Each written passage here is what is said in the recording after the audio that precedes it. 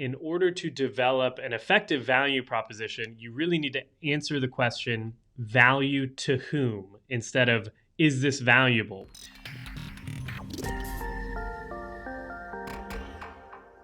So how can you develop an effective value proposition for a healthcare software, platform, device, etc.?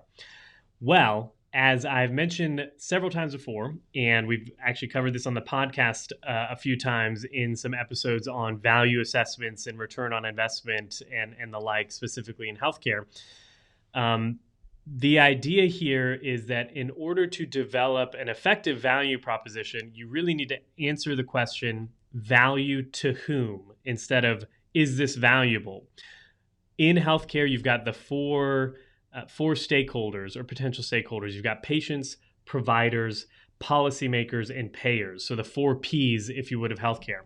And depending on where they are, what position they're viewing healthcare, receiving healthcare, or regulating healthcare from, is going to determine what they consider valuable, what is important to them, the outcome that they are seeking to obtain through healthcare services. So you need to understand first, who is the target? Who are we speaking to?